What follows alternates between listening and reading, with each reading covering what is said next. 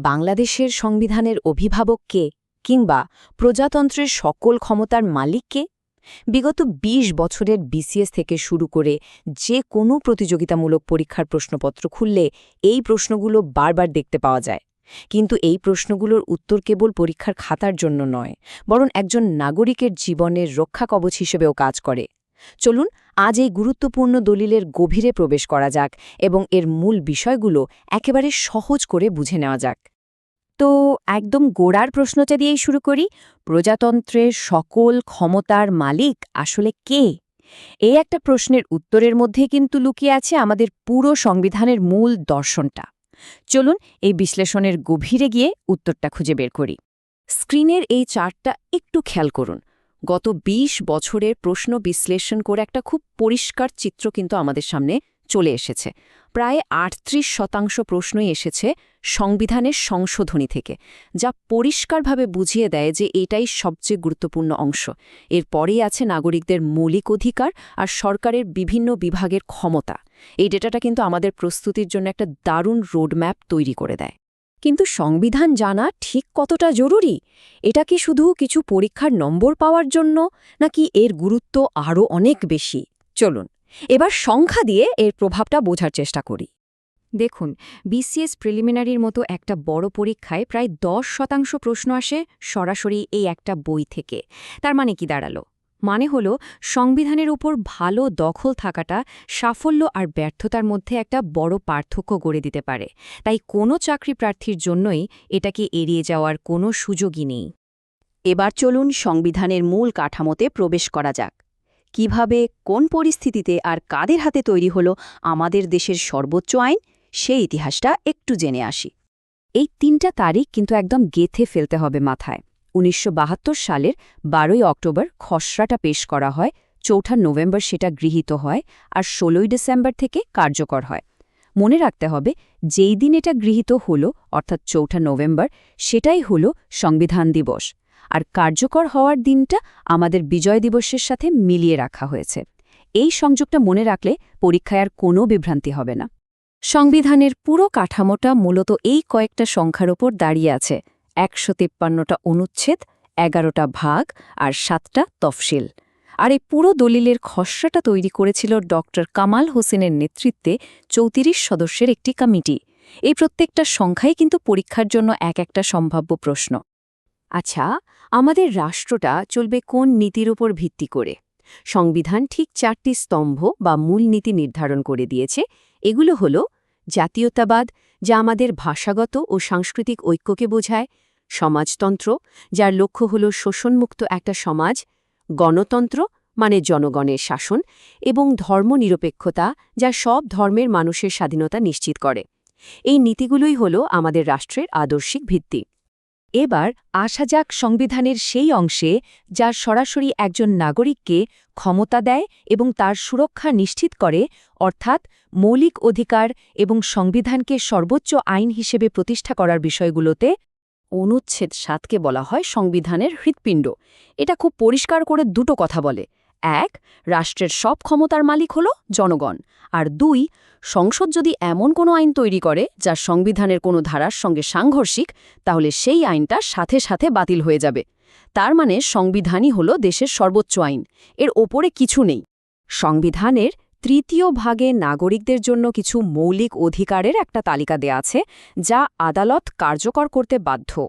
এর মধ্যে আইনের চোখে সবাই সমান, অনুচ্ছেদ ২৭; বেঁচে থাকার অধিকার, অনুচ্ছেদ ৩২; এবং মত প্রকাশের স্বাধীনতা, অনুচ্ছেদ ৩৯, সবচেয়ে গুরুত্বপূর্ণ। আর যদি এই অধিকারগুলো কেউ কেড়ে নেয়, তাহলে অনুচ্ছেদ ১০২ অনুযায়ী সরাসরি হাইকোর্টে যাওয়ার ক্ষমতাও কিন্তু একটা মৌলিক অধিকার। এখানে একটা খুব জরুরি পার্থক্য বুঝতে হবে।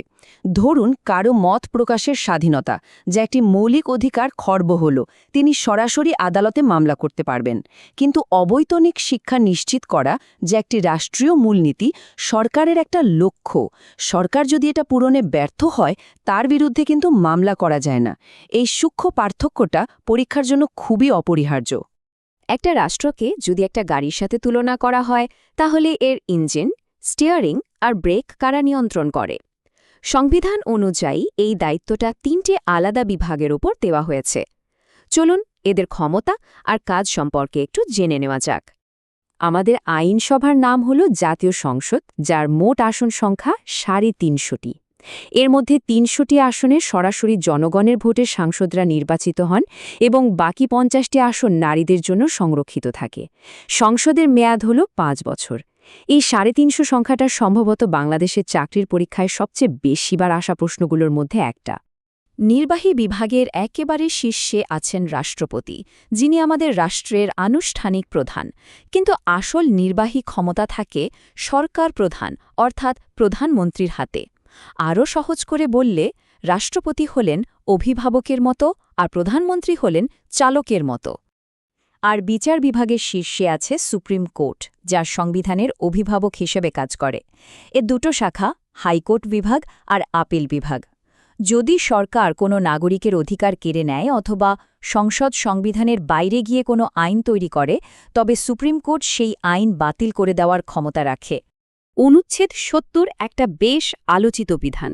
এর মূল কথা হল, কোনো সংসদ সদস্য যদি নিজ দলের সিদ্ধান্তের বিরুদ্ধে সংসদে ভোট দেন, তাহলে তার সদস্যপদ বাতিল হয়ে যাবে।